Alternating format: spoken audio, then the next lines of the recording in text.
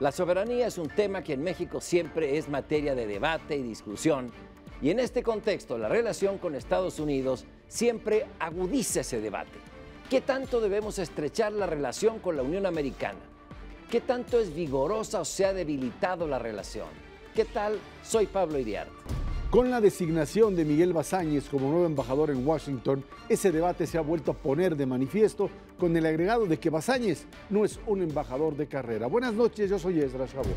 Lo cierto es que hay muy pocas relaciones internacionales más amplias y complejas que la de México con Estados Unidos y que la misma, según el gobierno federal, está en su mejor momento. Pero eso no la exenta de desafíos, crisis e incluso provocaciones como las del señor Donald Trump. Hola, soy Jorge Fernández Menéndez y esto es México Confidencial.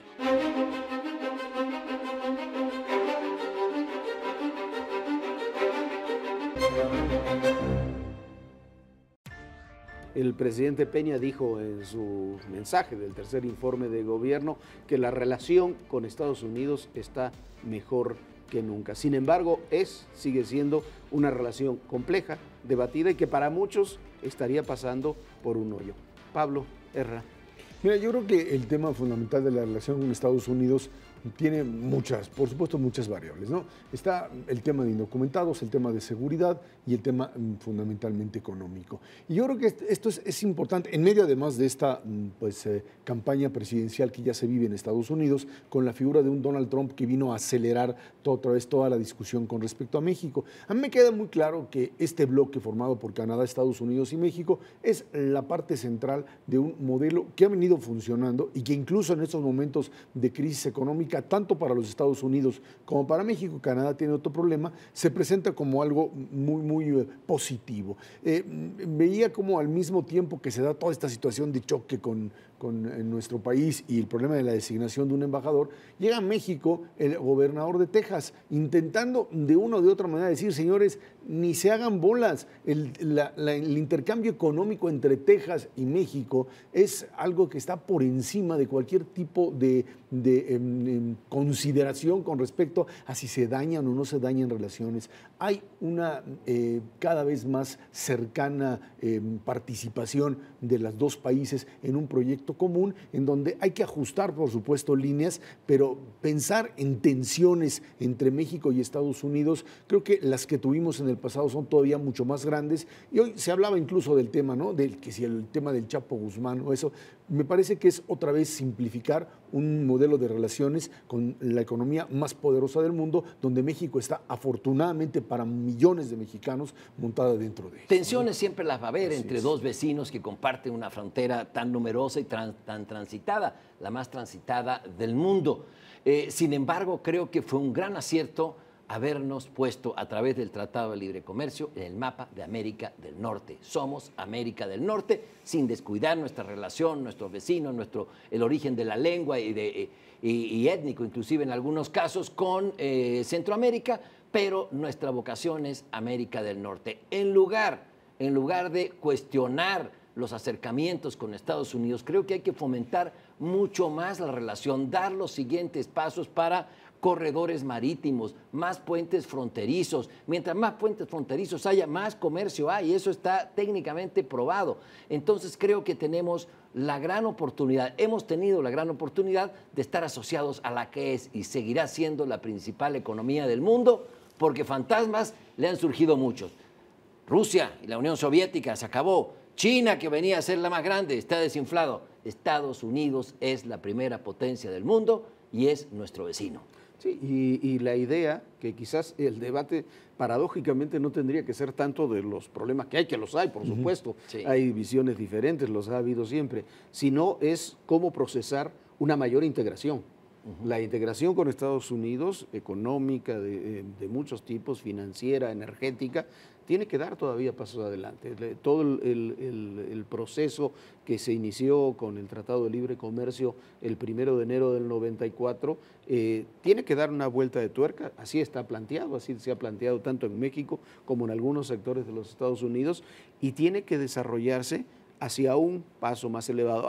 Tú hablabas de los puentes, hay cosas muy interesantes en lo que se está ocurriendo en energía, con los gasoductos, con el intercambio de petróleo pesado por petróleo ligero. Me parece que son los puntos que se tienen que abordar en ese y la temática específica, digamos, lo más difícil, que es todo el tema para los norteamericanos de la inseguridad, de la posibilidad de una frontera porosa por donde se cuele crimen organizado o terrorismo. Ese, digamos, sería su gran susto. Y para México, esta necesidad, sin duda, de encontrar una salida, es cierto, para los millones de mexicanos que están del otro lado y que se han venido integrando. Hay que recordar que el problema de indocumentados mexicanos, nuevos indocumentados, se ha reducido al mínimo. Lo que ha aumentado en los últimos años es este tránsito de centroamericanos que pues, dramáticamente cruzan su frontera, la frontera sur del país, para tratar de llegar a los Estados Unidos. Yo creo que ese tipo de temáticas hacen que el problema es, o la definición tendría que estar centrada en qué hacemos con la política norteamericana, si México tendría que alinearse a lo que sería el interés de Washington, si México tiene que participar directamente con lobbying, con grupos de presión como hacen otros, para ser parte de este modelo norteamericano y no quedar aislado. Ahí yo creo que el debate en términos de la política exterior mexicana es qué se hace y cuál debe ser la línea que beneficie la política exterior para beneficiar, por supuesto, a México, pero también a los mexicanos que residen en Estados Unidos. Sí, porque ahí hemos pasado de la enchilada completa de Jorge Castañeda inmediatamente después a regatearle, como se dijo, el apoyo a Estados Unidos después de precisamente ahora se están cumpliendo los atentados del 11 de septiembre. Hemos pasado después una integración en términos de seguridad más amplia que hubo nunca, que para muchos fue cuestionable durante el gobierno de Felipe Calderón, y ahora un tipo de relación también diferente, donde hay canales mucho más acotados para establecer esa relación institucional, ¿no? Y la realidad, el paso de la historia está dando la razón y va a dejar de lado, va a ir minimizando estos brotes xenófobos que hay en los Estados Unidos. La integración viene porque viene, mencionaban el tema de los gasoductos, el intercambio de crudos, el intercambio científico, todo esto viene creciendo.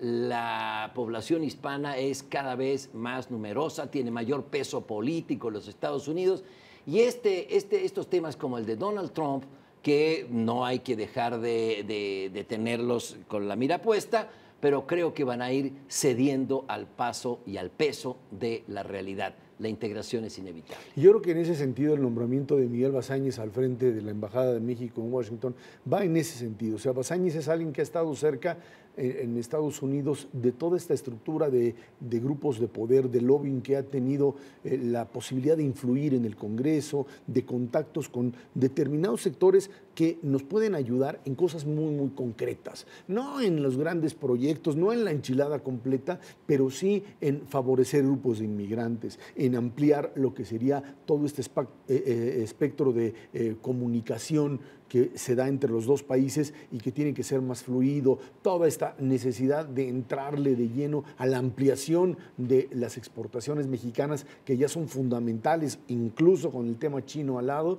Yo creo que ese es el papel que tendrá que realizar Bazáñez, más un trabajo no de exposición frontal y de aparecer y de tenerse en la foto, sí de entrar a lo que sería pues la plomería del sistema que le permite a muchos mexicanos finalmente entrar a un modelo americano que concluya siendo beneficioso finalmente para el país y para ellos, ¿no? Sí, porque hay un punto que me parece importante. Se criticó la designación de Miguel Bazáñez por no ser un diplomático de carrera. Cuando uno ve la historia de las relaciones México-Estados Unidos, un porcentaje muy alto de los embajadores no han sido diplomáticos de carrera.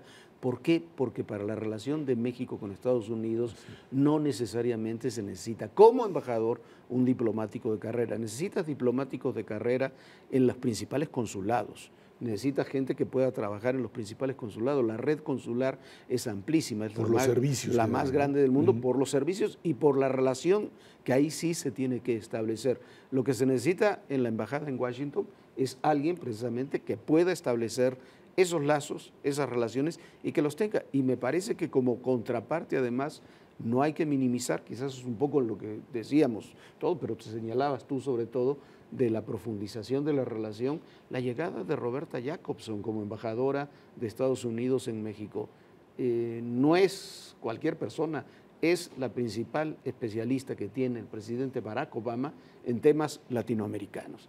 Ex subsecretaria de Estado para temas latinoamericanos, la responsable de todo el acercamiento con Cuba, es la verdadera especialista. No hay en el gobierno de Estados Unidos una especialista en esos temas más importantes que la señora Jacobson, y viene de embajadora en México. Y una de las tareas de Basáñez, en mi opinión, como embajador, va a ser fortalecer toda la estructura consular de México en Estados Unidos, porque el trabajo que realizan los cónsules en muchos casos es hasta heroico, luchando pero migrante por migrante en el caso de abusos, y eso sí hay que tenerlo muy en claro y ser muy categóricos, la defensa de los derechos humanos de nuestros paisanos en Estados Unidos. Y para eso necesitas una red consular sólida, bien pagada y expedita. La tenemos expedita, pero no está sólida porque falta personal y no está bien pagada. No es gastar en diplomacia. El trabajo que hacen los cónsules es de a pie y en el lodo. Me parece que hay que fortalecerlo mucho más. Sí, y ponerle muchísimo más dinero y presupuesto, porque eso es en beneficio político del país. Sí. Simplemente veamos el costo-beneficio de las remesas contra red consular. Ajá. Y ahí es donde hay que ponerle dinero. Y el otro tema, el tema de la elección en Estados Unidos, que estará ahí dando vueltas, más aún con la figura, mencionábamos, de Donald Trump, en donde pues sí hay que estar muy pendientes de estas expresiones todavía de racismo, de simplificación de la realidad, de estar creando en ciertos medios de comunicación la idea de que los migrantes son finalmente asesinos, criminales, ladrones, etcétera. Esto que de repente prende en el sector ultraconservador de los Estados Unidos, pues sí es una alarma, no porque puede generar, digamos, una ruptura como tal, pero sí es sumamente dañino. Es un poco esta contraparte que podríamos tener con los mensajes todavía de un sector de izquierda en México que sigue hablando del imperialismo americano y de que ligarse a Estados Unidos es ligarse al demonio y que nos va a destruir y absorber. Bueno, el problema es que esto que en México afortunadamente se ha reducido, hoy la figura de Trump del otro lado, ahora sí, del barandal, pues nos vuelve a recordar que hay ese tipo de pensamiento allá, y que precisamente es una pelea que hay que dar, pero hay que darla también con sentido, porque quizás una sobrereacción respecto a Donald Trump, lo que puedes lograr es que crezca Donald Trump. Lo que hay que trabajar es en las comunidades, con los consulados, la red consular, en eso es quizás fundamental para fortalecer esa relación. Erra, Pablo, se nos acabó el tiempo. Gracias a todos ustedes.